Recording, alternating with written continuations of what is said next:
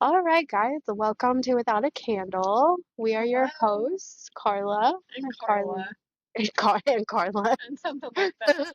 Carla and Carla, Carla, yeah. So today, short little snippet, we wanted to kind of talk to you guys about what Reiki is. I feel like that is kind of one of the foundational stepping stones for Oh, our business, absolutely. and we still get asked on a daily basis, what is Reiki?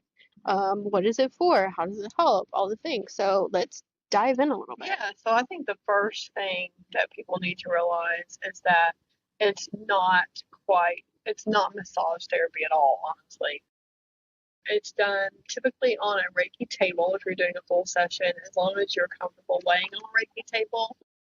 We do make the clientele really comfortable by having a nice soft table. We put a bolster under people's legs so you can be comfortable being there longer. But it's done on a fully clothed body, right? Hmm. So um, that's the first thing that people need to understand, that it's done on a fully clothed body. And then some practitioners don't touch at all. Um, However, the reason why I always suggest that students and new practitioners coming in become an ordained minister, because that does allow the laying of hands. Hmm. So sometimes, depending on knowing your audience is important as well. Hmm. So knowing my audience, I'll often say sometimes it's like laying of hands, just on a more energetic standpoint versus in a church where it's more religious practice and faith based, right? Hmm. So, um, that being said, um, my the way I teach, so I recommend that people do their own reading, and I have readings for that, and I have workbooks for that too. Hmm. Um, and then I teach the lab, so I teach how to run a session. And we'll go more back to what is it exactly, right? But I feel like this is important too. Oh, yeah, absolutely. So the reason why I teach the more hands-on practice and the ceremonial practice is because I left my first um, being able to run a session, but not knowing how. Does that make sense? So it was important for me to show people how to utilize this avenue as an offering and services. So if they wanted to build a business, they could, or if they wanted to run appointments, they could. Back up a little bit, I guess. The way I explain Reiki to people coming in is that it is a um, energy work, energy healing modality. Um, in our practice, we use light touch. It's performed on a fully clothed body, and it helps reduce stress, right? Hmm. And then I go on further to explain, because most of us, when we hear stress, we just think the everyday life stress, Hmm. right? The mental, However, emotional, yeah. yes, work is stressful, school is stressful, traffic stressful, those stressors. But as humans, we have mental, emotional stress, we have physical stress, we have even some spiritual stress if you're in between figuring out what feels good to you, Hmm. as far as your um, path or your practice. So there's that stuff too. But there's also stress that is inherited from like Hmm. ancestors and those trauma issues, whether you're aware of those situations or not. So, what the hell does that mean? Right, Right. because that's a lot. Yes. Yeah. So, the way I explain the inherited energies is that you have a little red wagon, Hmm. and some shit you put in it, some shit you choose to put in it, Hmm. some shit is put in it in utero with what your mom experiences and how your dad or your surroundings are, right? So if you're surrounded by chaos, then Hmm. there's already nuggets of chaos being put in your wagon by others. And then, even back farther than that, the belief that energy and emotions transpire generations, Hmm. right? So, what if your mother experienced something traumatic when she was in utero? Yeah. So, those are inherited energies, inherited situations. Yeah. And so, that's in your little red wagon. And then we're fucking human, Hmm. right? So, um, when you were delivered? Were you delivered by C-section? Were you delivered naturally? What was your environment coming into it? So that's another stressor. Yeah. So first explaining that stress isn't a simple thing. Does that make it can be a simple thing called stress, but it's all the things, Yeah. right? And it's really no two services are the same. No two practitioners are the same. So it's really something that you have to experience. And I feel like it's something that you need to experience multiple times. I say 3 times because Absolutely. The first session, it may just take you, half your session to even be comfortable laying on a massage table.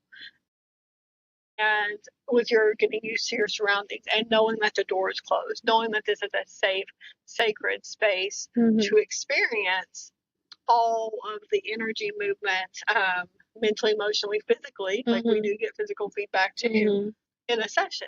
So if you spend your first half of a session just getting comfortable with your environment, then you really only got a mini Reiki session. You only got half a session. Yeah. So the second time, you're able to come in, get into session quicker, and we call that dropping in, where you really just release physical awareness and you let energy kind of happen. Yeah. Right? Yeah.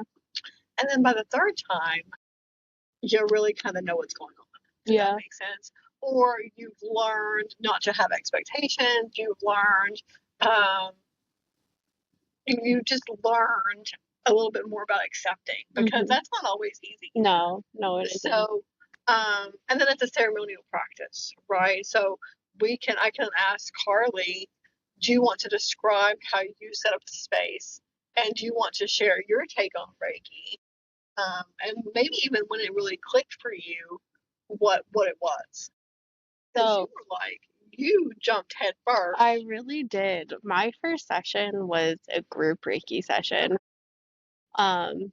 Probably looking back, I mean, it happened for a reason. Like, obviously, like, I was meant to have that experience, right? But looking back, I think it might have been more productive, or maybe not, to have a one-on-one session, right? Because you are surrounded by all these different energies. You are surrounded by different practitioners. It's ceremonial, but it's not as ceremonial as it would be like one-on-one. I don't know. Maybe that's something to put a pin in. That way, when we do, because people have been asking for it, when we do start scheduling Reiki shares, we can make sure that every time we switch it up, it's a new ceremony. Okay. Yeah. Oh, no, you're fine. But I did jump in head first, just straight going into a Reiki share, not knowing what the hell, right? But that really catapulted me into learning Reiki. And so for the audience, will you share how that Reiki share was ran? Okay. Yeah. Man, 3 years ago, so let me try to remember. This was in an open space, like an open floor space. It had a massage table, a chair, and I'm pretty sure a lounger. I don't think the other one was I think it was a lounge chair. Gotcha. So there was 3 different practitioners, so at 3 different stations, right? One doing a massage table, one doing a chair Reiki, and the other one doing the best they could on this lower cot or something. It was a lot lower. It was the Chase Lounge. Yeah. It was like a moon. Yeah, it was like a moon shaped almost. Yeah. Yeah. So there was a group of us that would rotate on these 3 stations, and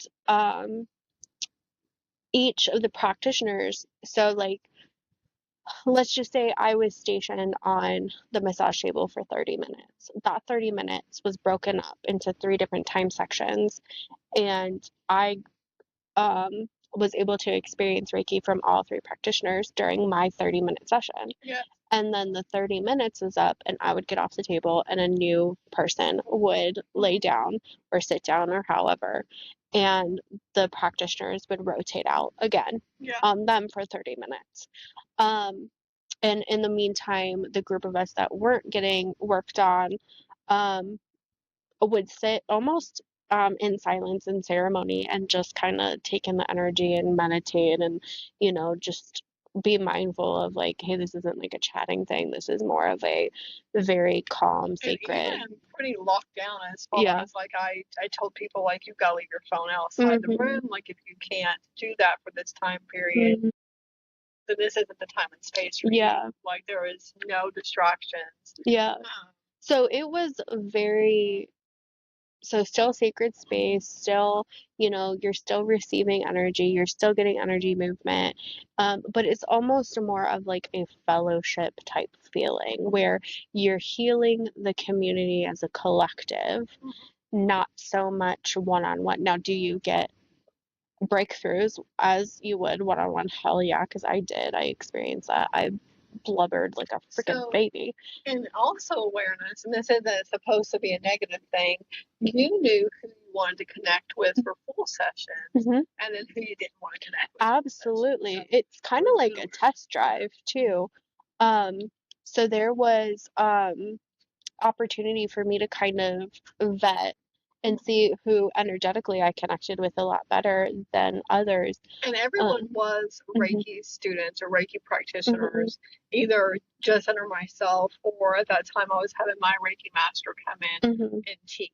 So these were Reiki practitioners, not just people. Yeah. So then the difference between one-on-one, I feel like the one-on-one is just more of a deeper dive, right? So like kind of think of a Reiki share, like community therapy or like the talk groups for like if you're going through grief and you get together and like have that talk group, right? Versus a one-on-one therapy session, which kind of turns into therapy if you think about it. It's just another form of therapy, right? Because I also remember the reflection time where people got to share all of their different experiences. So when you share as a group your experiences, it lets other people know what things are possible. Yeah. So that's a difference too. Yeah, absolutely. So, like you said, we haven't had a Reiki share. I don't even think we ever did a Reiki share here. No, so it's been a long time. And we are so due for that. Maybe that's a spring thing. Maybe. Yeah. And some Reiki shares and some Reiki trainings.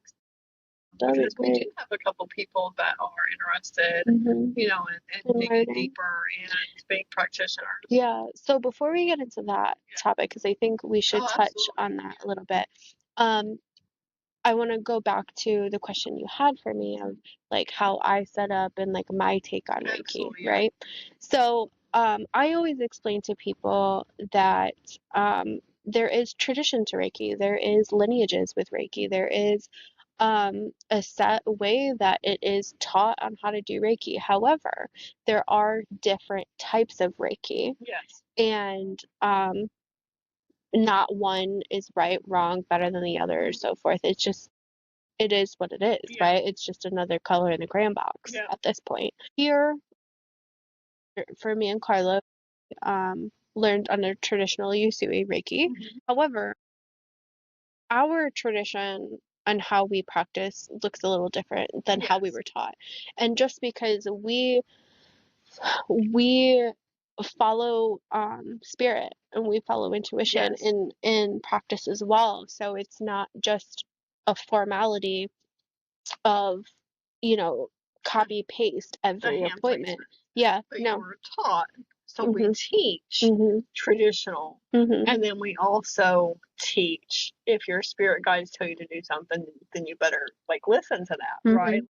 Yeah. Does that make sense? Share that we do teach traditional practices and traditional knowledge, and then we guide individuals to use their intuition. Okay. Absolutely. Thank you for that. Yeah. So when I do my practice, and it has been evolving more even so the last like 6 months because of the spiritual journey that I've been on, and we've touched on that in other episodes. But we start with a sacred ceremony where we, seal the room.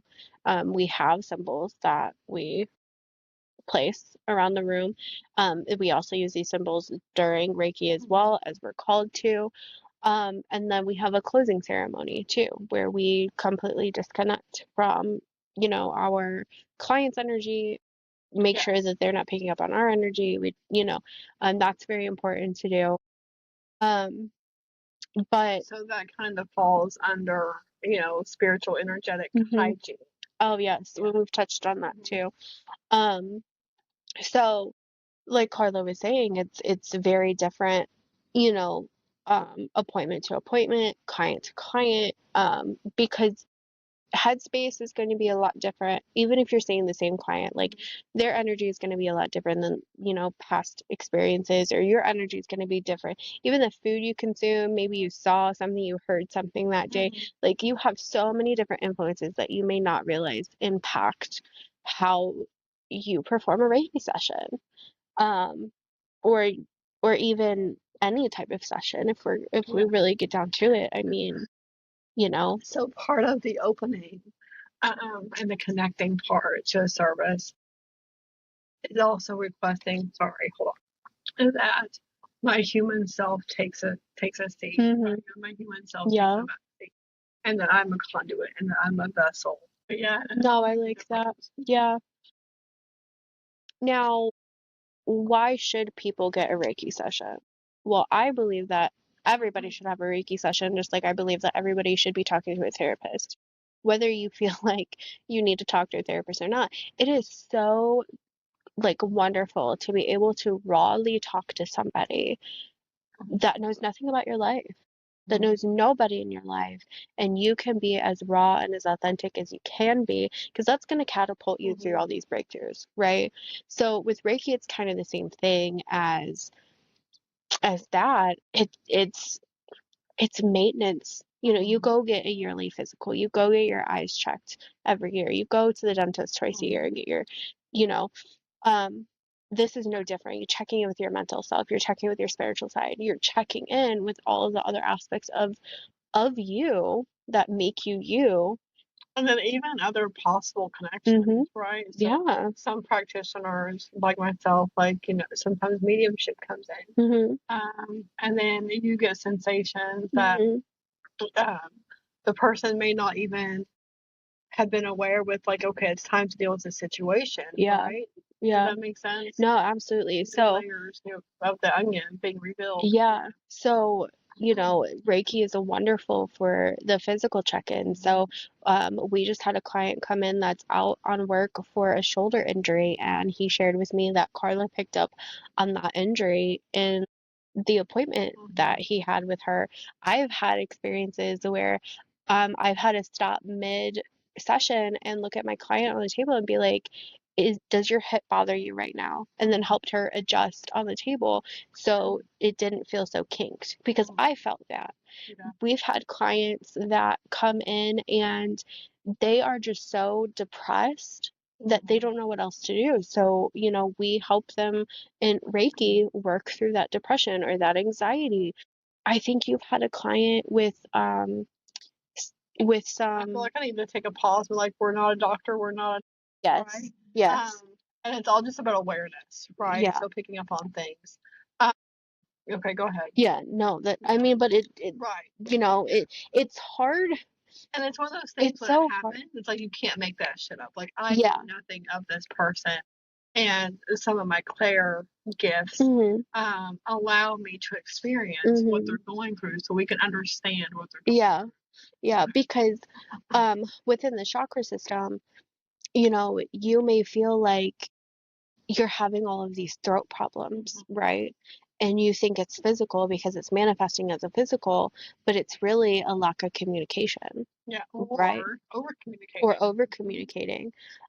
Maybe you are having gut issues all the time, and you think it's because of trauma or whatever, but it's really like a physical, right? Like, so it's so hard for us to be able to like not be like, hey, this physical thing's going on, or like not diagnosed, because we're, like you said, we're not doctors, but there's such a gray area and such a fine line of like, but if there's something going on in a particular region, right side rib cage area, we would like go do your own digging to see what sits in this region. And then use your judgment information to figure out, Yeah. what's going on.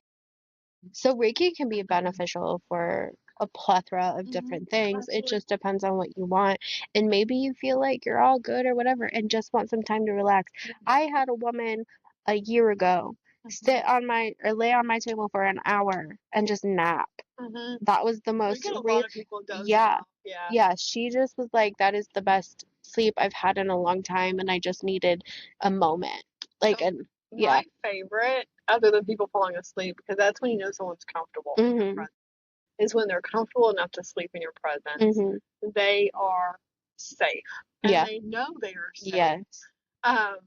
Physically, you know, we talked about not just right now I want to say returns, but responses or feedback. Feedback's the word. Physical awareness feedback. Twitches, those kinds of things, right? People experiencing cooling sensations, warming sensations, phantom hands. But I really enjoy the gut noises. Really? That is a telltale sign that someone has switched from fight or flight to rest and digest. I love that. And that's one of the biggest concerns with people that have digestive issues like constipation, for example, is that they're in fight or flight. So they're not digesting their food in that rate, that rest state. And it's kind of one of those things about, like, you know, why we get tired after we eat is because we're switching off so we can digest our food. Yeah. Right? Yeah. But yeah, I love gut noises. Right? That's so funny. And then you can feel, not only can you hear gut noises, but you and the client can feel the energy moving. Yeah. Yeah. So, let's switch gears a little bit to what if you want to become a practitioner? So we're both Reiki master teachers. We typically hold words today. Hold or host group classes. And then even in the group classes, so at that point, we usually pull out an individual one-on-one for attunements. Yeah. Or on occasions, we do the attunements before with the recommended reading being finished. And then we'll do the lab, the hands-on work in the class. Yeah. And this is why, right? Because we're all different. So if you come to a class that is also an attunement, then I do suggest fasting, right? I suggest fasting from alcohol and caffeine, and then even meat, right? And then the day of, I suggest liquid fasting, right? And so, what if you're someone that then can't study or retain information because you have fasting? Does that make sense? Okay, so we were chatting about the importance of the group learning. Yes, right. The group learning, and then I had already mentioned fasting, and that some students can't retain information if they've been fasting. Yeah. So that was just mentioned. So you may not even want to edit those last couple bit out, or even this bit. We had a little hiccup. Yeah, I need to get a cord for the system instead of doing battery power. Yes. So I do want to share that you can become a practitioner and never lay hands on a client. Oh, absolutely. Reiki is so beneficial for just like your self-healing, or maybe you want to be a pet Reiki practitioner, because that's a thing. Maybe you want to heal our animal furry friends. Maybe you have a person in your life that is going through treatment, or you have a child. Like, I love doing Reiki on Weston. Love doing Reiki on West. I feel like when I do, those are like. And it's not just for people or pets, right? No, it's for things. Yeah. So like thank you your for that. house and your room, and you know, we often teach that in the early stages when you're doing Reiki. So that's a deeper subject. But that you can practice on like a flower or a base of flower stuff. When we were going to Hawaii, the whole week leading up to our flight there, I would meditate and send or distant Reiki to the flight that hasn't even happened yet. Yes. So time and space. Yep. Yes. And then I would do that the night before coming home. And that is level 2, Mm-hmm. the distant Reiki concept, Mm-hmm. not just distance and space, Mm-hmm. but distance and time as well. Yeah. So yeah, and that's something, I have a client that was going to a huge conference, and we really wanted to just charge and program everything from what she was packing and her jewelry and all those things. Yeah. That she was like putting in her suitcase, and then she knew where she was going to be. She knew, you know what I mean, like all the things, Yeah. all the pieces. And she had a fantastic conference, just standing ovation. And I'm pretty sure that conference, that opened some doors for her after absolutely. the fact. Yeah. But yes, pre-programming stuff. So that means you can pre-program surgeries or doctor appointments or dentist appointments or school recitals. Like, and I think, like, even years in, there's still been some aha moments about things you can use this for, right? Yeah, for sure. Yeah. So Reiki in a nutshell, beneficial for everything under the sun. Oh, absolutely. Super easy to learn. It's not. I think that's what makes it so crazy. Yes, people yeah, it's intimidating. It's part of the gatekeeping. They want it to be hard, so you don't do it. Yeah. And I do want to note this. That if you are a person that is searching for a Reiki practitioner, whether that is us, whether that is somebody completely outside of the shop, outside of the bubble, in a different world, country, whoever the hell it is, you should be able to trace their lineage back for legitimacy. And it doesn't matter what type of Reiki it is. Yeah. So I know he has it all. Yeah. That would be cool just to have.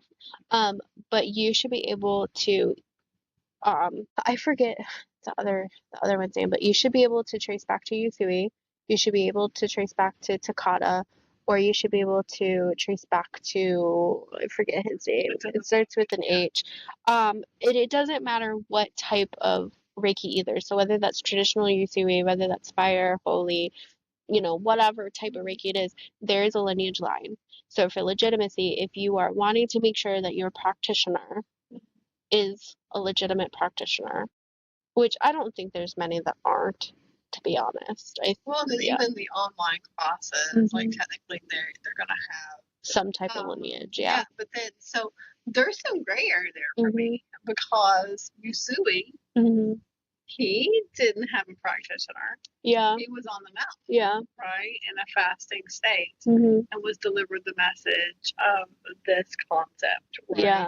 Or perhaps it's a nonverbal, shared, taught throughout the community and throughout families, So I feel like everyone, so every family, needs a practitioner of sorts, and we all need an ordained minister. Absolutely. You just never know. Yeah. So let me backtrack a little bit to share the importance of group learning. We're human. So in a group setting, there may be questions that one person didn't think to answer, that I didn't think to mention. And then when you come in as a group, we can practice on each other. So we can see how each other hands-on learning. The hands-on. We can share what feels good as far as energy body. If you move quickly, then that could cause some disturbance and nausea and that kind of stuff, headaches. I really just like the group practice because I feel like so much more happens. Yeah, absolutely. And then imagine all of that in one sacred space, right? Yeah. I think I love the group classes. I feel like I'm able to learn on a deeper level than just one-on-one. Yeah. I don't know. So one-on-one is good. I like the one-on-one attunement, but I like the group classes. Yeah. Gotcha. Love the Reiki shares, all the things. So maybe we just go ahead and put that in the book somehow, the first quarter. Okay. A class and a share, right? Well, you heard it here first, folks. Reiki share come in 2026. So maybe that could be a 2 different quarter thing. Maybe first quarter of 2026 could be about the teaching. And then the next month we can do a group Reiki share. Yeah. Yeah, I like that. So I hope that answers some questions. I hope that answers some stigma, maybe encourages you guys to finally book the appointment if you've been hesitant because you don't quite understand. And you're never going to quite understand until you just experience it, right? Living it for sure. Yeah. So until next time, y'all. Which is just in a couple minutes. Yeah. All right. Bye. Bye, guys. Thanks.